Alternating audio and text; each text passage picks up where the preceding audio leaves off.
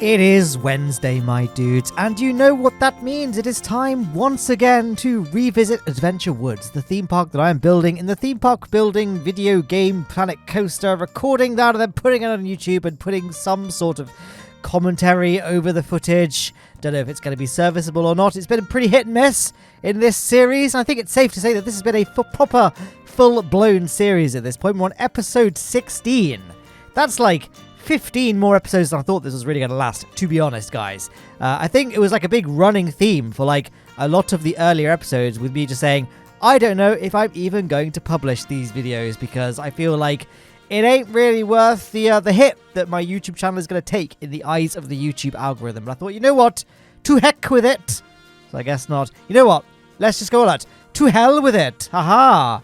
Screw you, your monetization advertiser-friendly guidelines. I went there. Yes, as I said, you know what? Let's just give the 3 people watching this what they want, and that is more Planet Coaster content on the Matt Lowne YouTube channel. And so, yeah, that brings us to episode 16.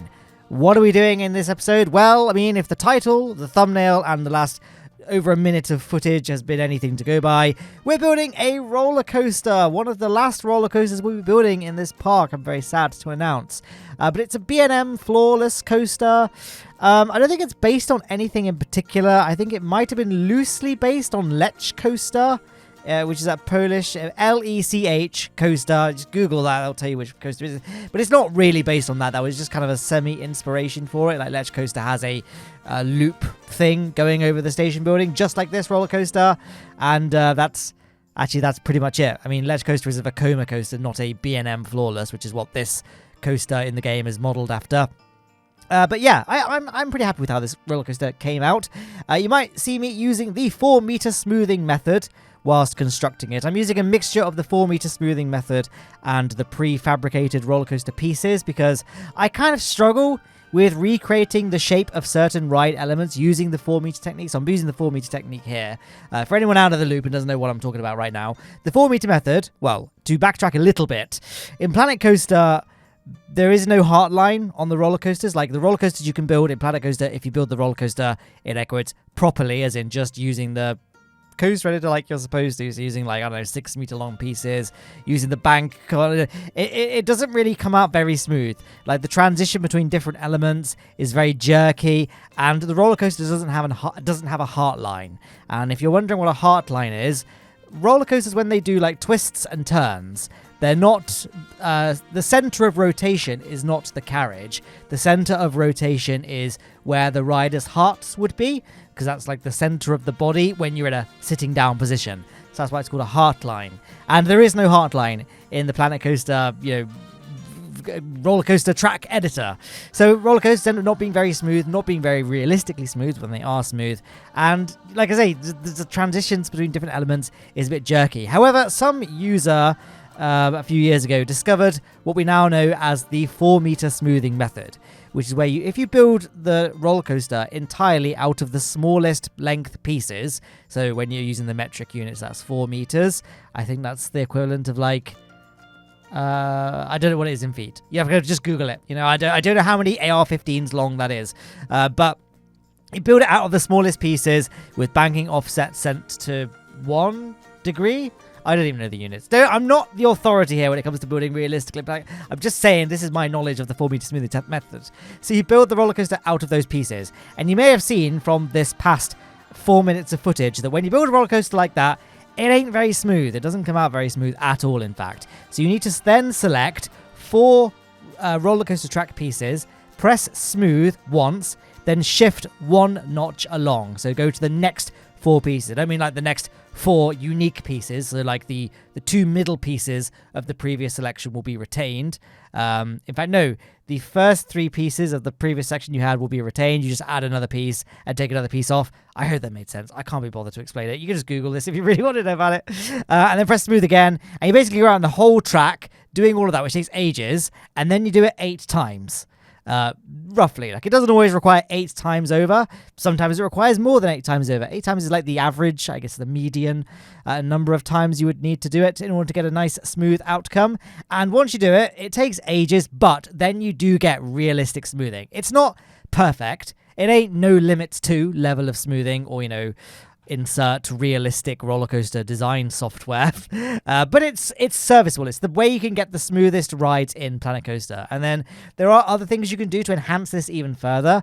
I don't really use this technique very much because I don't really know how to use it properly. But basically, you can then delete parts of the track and then press autocomplete to fill in that gap again, and then what you end up with is something even smoother. But I've experimented with this and I've had pretty hit and miss results, so I'm not the authority here. You're gonna have to just do your own research if you want to do that. And I think all of this advice is pretty much moot anyway, because I don't think many of you actually play the game Planet Coaster, which is weird to me. It's flattering to me, but it's also weird to me. Like, do you want to see what I'm doing in this game and apply it to your own builds?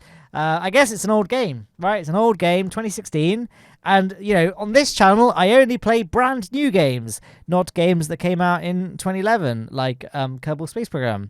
I suppose Kerbal Space Program came out in 2015, didn't it? To be technically correct about it, because that was when 1.0 came out, but still.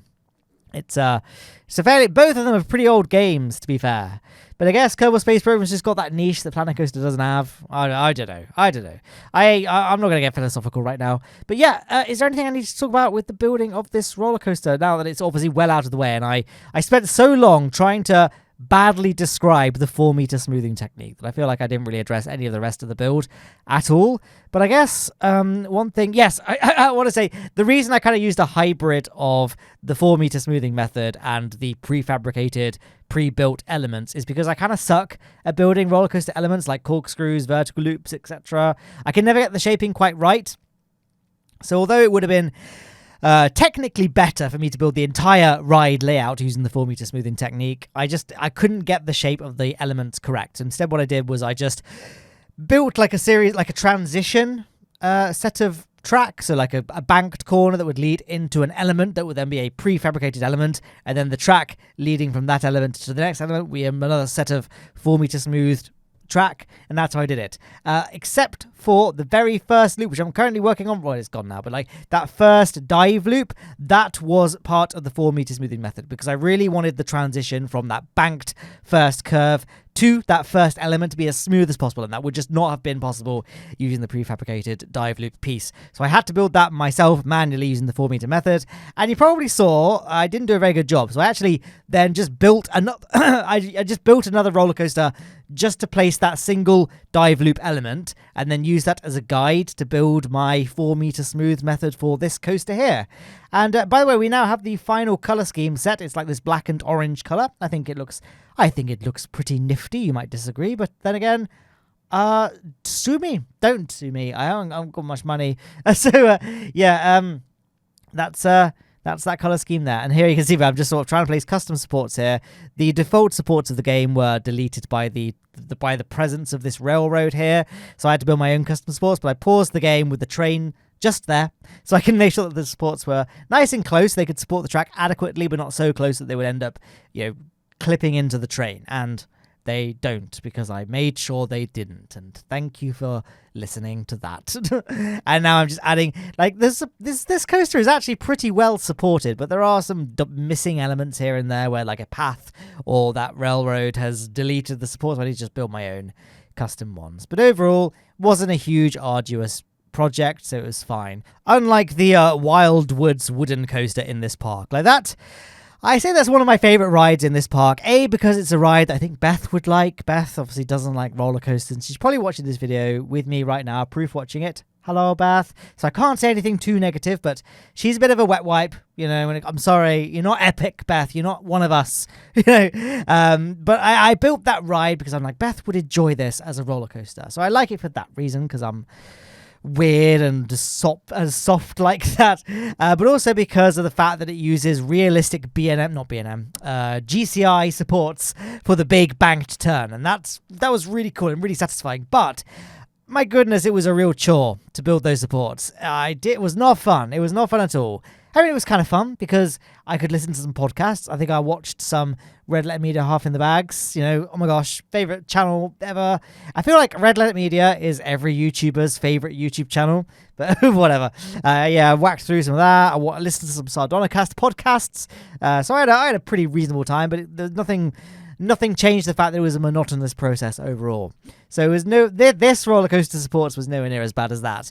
But then I I'm probably now listening back to myself complaining about that and thinking about the person on the Planet Coaster subreddit who is currently recreating the Wicker Man, which is a roller coaster at Alton Towers, a theme park I've never mentioned in this series before, but it's a little theme park you might have heard of in the UK. There is a wooden roller coaster there called Wicker Man, and this person is literally recreating the Wicker Man, and every single support is custom, and it's a wooden coaster. That is insane. Like, the custom GCI sports I did for Wild Woods I just spent however long complaining about, like, most of the supports were not custom. There was the default stock supports, but I then just reinforced them with some more structural pieces to make them look realistic and like they could reasonably support the G-forces that they would be subjected to. So my hat is off to you, whoever you are. If you're watching this video, you're probably not. You're probably watching people who are good at Planet Coaster. But yeah, my hat is off to you, whoever you are, recreating the Wicker Man ride in such meticulous detail. I'm really happy for you, really proud of what you've achieved. But I do recommend keeping away from sharp objects because you're clearly insane. And I mean that as a full-blown compliment. I mean that as a compliment. So what do I feel like I should probably look at the screen right now and see where we are in the build of this roller coaster. It's called Vector, by the way. Did I mention that? It's called Vector. I'll build a sign at some point using the art-shaped pieces that say Vector, but I'll probably be at that point talking about air fryers or a George Foreman grill or something like that. So you can't rely on me talking about the footage as and when it happens. So yeah, it's a horrible colour, isn't it, this queue line, this pink queue. Don't worry, it is going to get changed to a more neutral lime-coloured, limestone-coloured, not lime-coloured because that's green, a limestone-coloured path type. But for now, it's a horrible pink colour. Here you can see we're just working on the maintenance shed, which is pretty low effort. Like, it wasn't really that extravagant. It was just, it serves its purpose. And I feel like that is what maintenance sheds are like in roller coaster parks. Theme parks, why did I call it a roller coaster park? They're pretty bare bones. They just serve a purpose and they don't really have any heavy theming. So that's, I feel happy with the blandness of the structure that I built.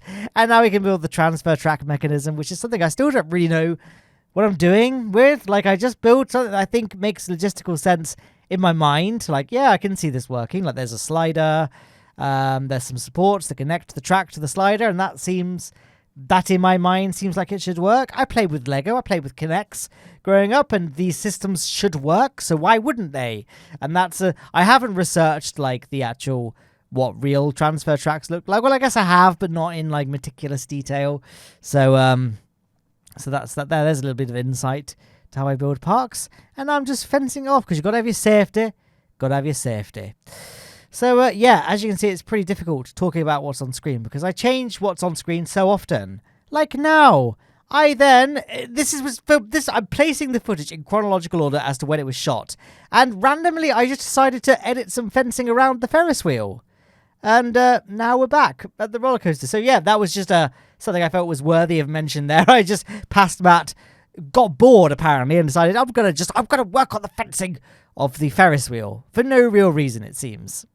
Speaking of placing fencing, I decided initially to try and place some epic custom fencing for the queue line for Vector, the roller coaster I've now officially given away the name of, but I just couldn't get something to look like cool, like the twists and turns and the sharp angles.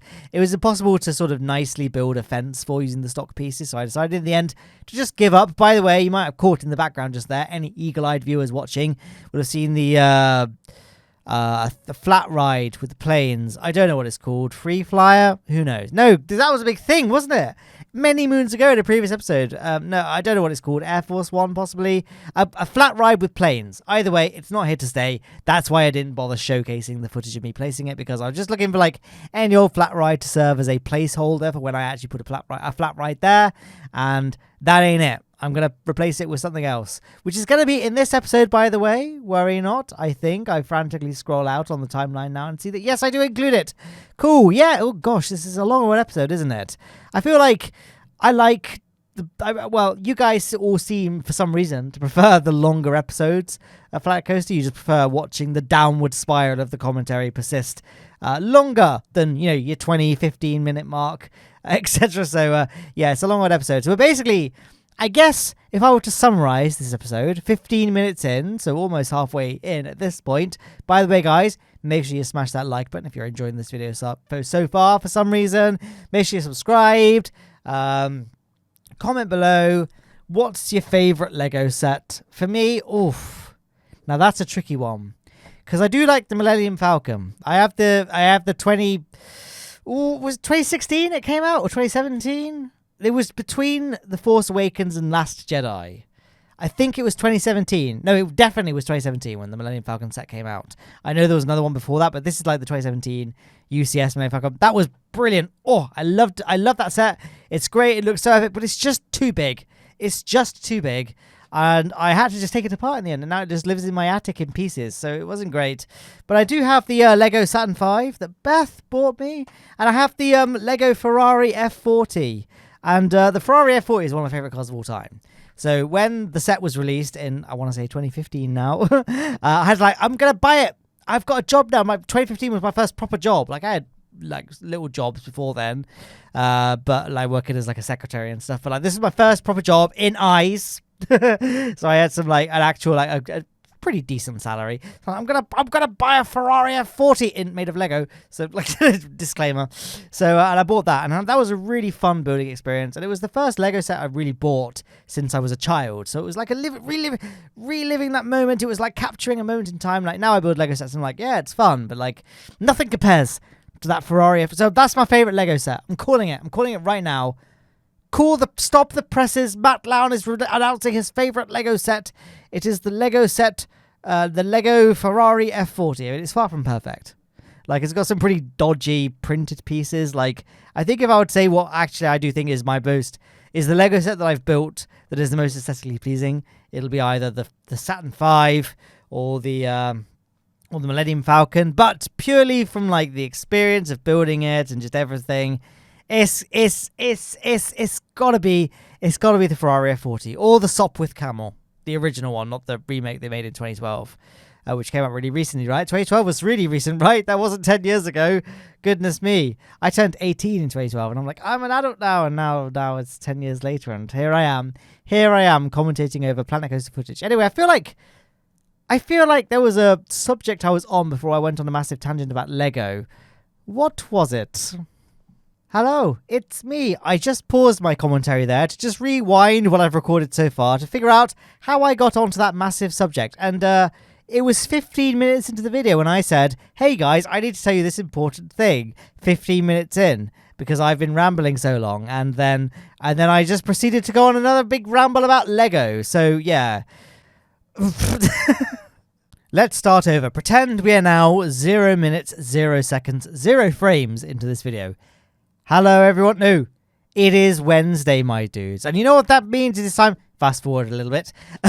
In today's episode of Adventure Woods, we're going to be building a roller coaster, a B&M Floorless coaster. But we're also going to be finishing this area of the park. I think, pretty much. I've already forgotten now from when I was editing the footage. But we're pretty much finishing this area of the park. So building the last roller coaster for this section of the theme park. We're fencing it all off, and we're building a new flat ride that isn't the aeroplane ride. And we're building some shops and stores and some toilets and just, doing some general finalizing of different things, dotting some I's, crossing some T's, if you will. And that's what we're doing in this episode. Now I've said that, and I think we are well and truly over the halfway point, are we? Near enough, 19 minutes. Wait for it. 2, 1, 19 minutes in. I feel like most viewers have gone at this point. But here we are. Oh, I said earlier I was making a vector sign because this ride is called Vector. I don't know where I got the name. To be honest, I don't really remember much about building this ride. I was thinking before I started editing this episode together and doing this commentary, I was like, I don't really have much to say because I feel like this ride was really rushed and stuff, and I don't have much to say about it. But then I watched the footage and I'm like, oh, I spent a very large proportion of time building it. Like, it has lots of 4-meter smoothing, and so I don't know, maybe it's just because it was like in August and now we're like 3 months down the line. I don't remember much. I don't remember what I had for dinner yesterday. In fact, what did I have for dinner yesterday? I'm now genuinely thinking quite hard. I genuinely do. Burritos. Beth made me burritos because I was doing some Kerbal Space Program video editing, and I'm revising for me. I'm still doing lots of work for my master's exam, so I'm doing like a master's module in like prescribing, and like so there's a few eye medications I don't have the ability to supply, dispense, and all that and sell. So I'm doing some like exams and stuff to allow me to do all of that stuff, and it's very complicated, as you might imagine. There's a lot of legal precedents required before you can start, giving patients these drugs. So I need to pass an exam, and that's less than 2 weeks away for me. It's let's think, a week and 2 days. So that's fun. So yeah, that's like most of my life. So forgive me if I sound a little bit wired, a little bit cranky. I'm just this is the crazy thing. I like just been doing loads of revision and all that, and I'm like, you know what? I'm going to relax now. I've got my Diet Pepsi, which I'm going to take a sip of, and I'm not going to pause the commentary because screw you guys. I demand, you owe me for once. Let me tell you. Julie Mingo Pepsi. But yes, no, that was all a joke, by the way. I feel like my jokes don't always land too well, so I'm just clarifying right now that was all a joke. Yeah, I've just been doing loads of revision on like causes of conjunctivitis, that old page turner, and I thought, you know what? I'm just burned out. I'm tired. I'm exhausted. I can't really work anymore. Let's just sit back and relax and do some Planet Coaster commentary. Talk to my fans, talk to my friends. And now I'm like, oh, it's stressful again now because I need to talk about the footage and I don't have that many interesting things to say about what's on screen. Because it's like, I feel like, first of all, the footage in Planet Coaster videos sort of does the talking for me. Like, you guys can plainly see what's on screen. You don't need me to say, hey guys, here I am adjusting a fence piece and now I'm doing another. Now I don't know what I'm doing. I'm just zooming the camera around and having a look at what I've done, I suppose, which is a lot, actually. Most of the ride is done. I'm just sort of cleaning off some of the edges here, like these rails need some support, so I'm placing some wooden beams to support them, and I guess the interior of the stations needs some work. At the very least, the exterior walls need some windows, and I don't know if I've done the internal lighting. I can see, actually, I've done the flooring of the station platform using custom scenery pieces, so whatever, who knows. Did you guys know this series doesn't have any Theme Makers Toolkit items, by the way? For anyone that plays Planet Coaster, Theme Makers Toolkit is basically mods. So, parts that don't come in the game if you just buy it and don't install anything else. But I wanted to build a park without any Theme Makers Toolkit. And I mentioned that in episode 1 of this series. We're now episode 16.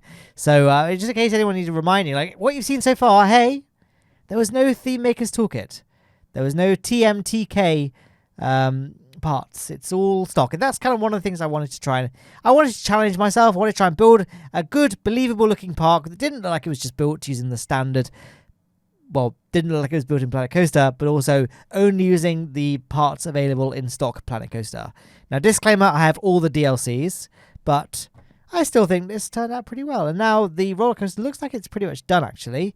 So now we can just go ahead and just fence off the, oh, no, never mind. Aha! Hey! I said I don't think I've finished the interior, and then I started questioning myself, but no, I was right to question. I was right. We have not finished the interior. Now we are finishing the interior. Now the roof is in. We just need to place some internal lighting, and then we are pretty much done with the roller coaster station's interior. Although, do we add some lockers? I don't know. I don't care. Now, I was probably at that point where I was like, I just want this. I just want to finish building this theme park at this point. I don't want to build roller coaster lockers in this station building. But yeah, it's oh my goodness, it is Wednesday, my dudes. And I know I've said that twice now in this commentary, but I've just realized for me, it is Wednesday, the 7th of December, and I've forgotten to publish Planet Coaster again, and it's 9 o'clock in the evening for me in the UK, so I've still got time, but I've forgotten. I have the past 2 commentaries, I'm pretty sure, episode 15 and 14, I've joked about how I'd forgotten to publish episodes 8 and 9, I want to say. I'm not going to just open Google Chrome again. This is like a recurring theme. You guys are all cool with this by this point, so I'm just accepting this, that this is what we're doing now. I'm pretty sure it's 8 and 9. Yeah, it was 8 and 9. I was right. I forgot to publish them both on Wednesdays, my dudes. And so then I made a joke about that in last episode's commentary. So for you guys, 15, and the one before that, so 14. And now it looks like it's like they rhyme. It's like a trilogy. It is a trilogy. It's a deliberate trilogy. A terrible trilogy, if you will, but it's a trilogy nonetheless. It's a Disney-produced trilogy of me forgetting to publish Planet Coaster videos on Wednesday. And I don't intend for this trilogy to end. We're not going to Rise of Skywalker this trilogy. I'm going to cut it off. I'm going to rip the Band-Aid off and end it early. And I'm going to get ready to publish a Planet Coaster video. So I'm not going to do it live on air. Well, not live on air, like a few months in the past. But I'm not going to edit this video to any meaningful degree. So for you guys, it's like, imagine you're sitting with whatever. I can't be bothered with this anymore. I'm not going to do it live on air. I'm just going to open up the YouTube video page. So we just published episode 9. Where's that? Yeah, so you need to find episode 10 in my creator studio. And there it is.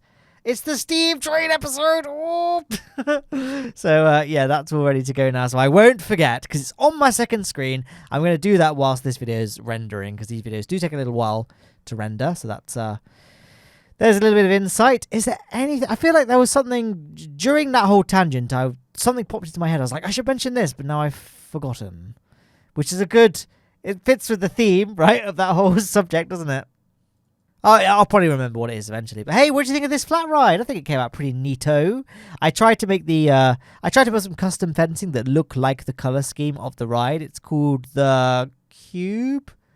I don't know if it's called the Cube actually, but like you can see it. It forms a cube sometimes during parts of its rotation. Chaos Cube is what I've called this flat ride. So yeah, that's the flat ride of the zone. That's the final flat ride of this. The Z. No, it's not called the Z Sector. That was a draft name. I think it's called the Lost Forest. Oh, I remember this being a big thing in last commentary, actually. Well, I couldn't remember what it was called.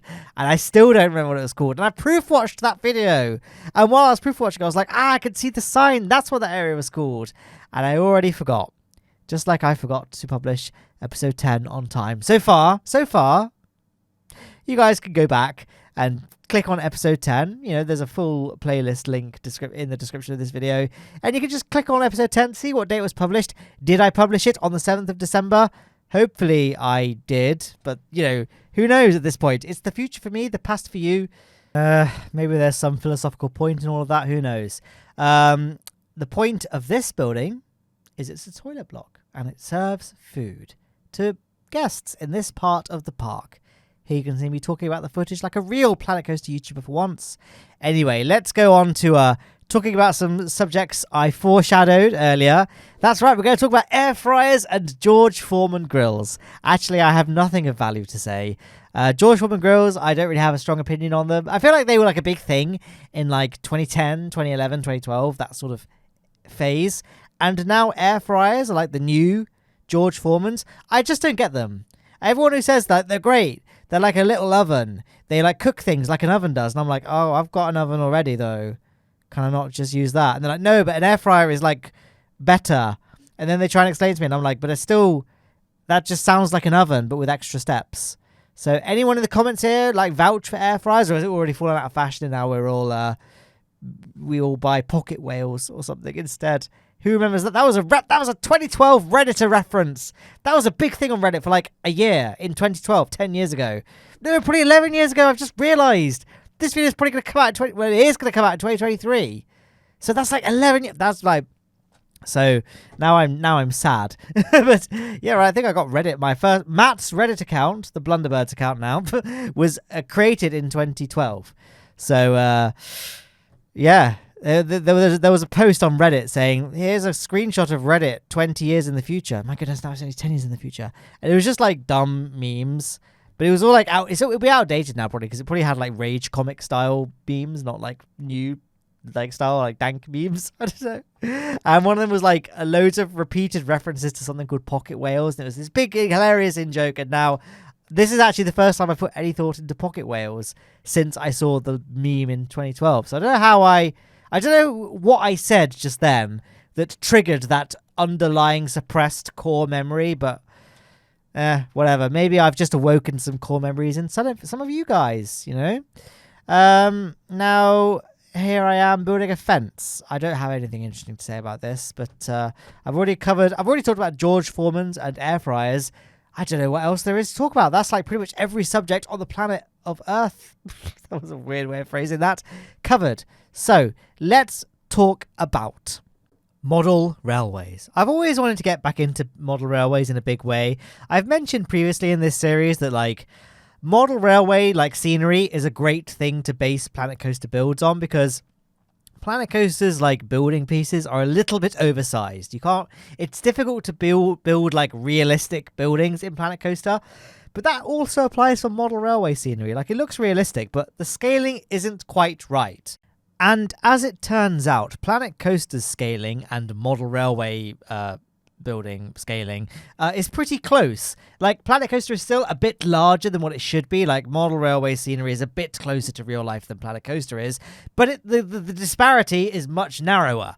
So model railway scenery is a great thing to use as a muse or like as a basis for buildings in Planet Coaster. And so I kind of got big into like looking at model railway scenery, which means that the YouTube algorithm suggested loads of model railway videos to me, and I got really into it. You know, last year, Beth, if you're still watching this with me, you probably have terrible, horrific memories of this where I got big into model railway videos. I just sat there, I broke my hand, so I was bedbound for 6 weeks. I wasn't, but I couldn't go out. I was off work for 6 weeks. I couldn't do any of my hobbies like cycling or kayaking because my hand was in a cast and it was immobilized.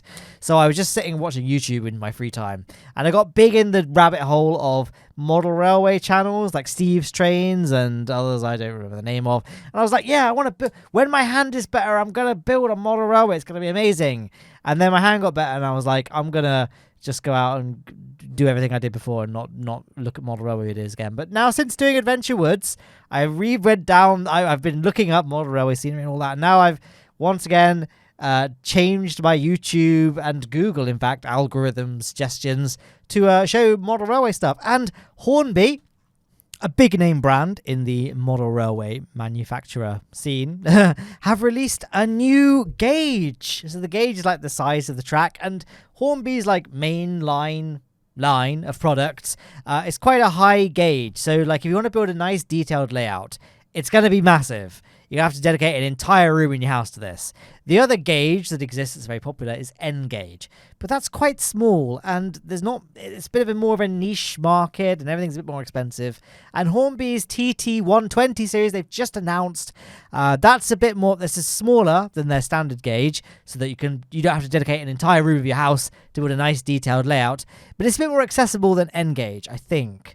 I haven't really read into it too much, but it's basically between N gauge and Hornby's normal gauge, which is 00 gauge. And so that's a thing in my life right now. So sorry, Beth. You're probably watching this and thinking, oh God, he's going to get into this. But I'm just thinking about building a nice physical model railway. And maybe I'll make a series of that if I get around to it. By the way, we're on something else now, but to quickly recap what I just did on the footage, I smoothed out and changed the pre-brake run section of Phantom Road to be a bit nicer. And now we're going to watch the POV of Vector.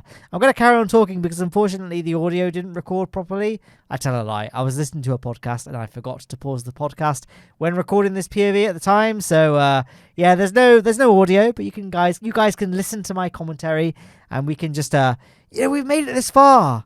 We've made it so far, guys. You can stick with this. I can stick with this. I'm like now struggling to think of things to say, so I'm just trying to encourage myself now to keep going. But yeah, I think overall it's pretty smooth, and like you can sort of you can tell when the track transitions from a 4 meter smoothing technique track placing to a prefabricated, pre-built element. But I think for the most part, it's turned out pretty nicely, and I'm actually really happy with how this ride came out. And I'm happy with how the rest of the things I built in this episode came out as well. And I hope you agree. But if you don't agree, then maybe one of the videos on screen is more to your taste. There's a nice little transition there. But guys, thank you so much for watching this video. It's been a long one, and I don't really remember any sort of thing I talked about in this commentary. Hopefully I hit some key points here and there. But yeah, thanks for watching, and I'll see you in the next one.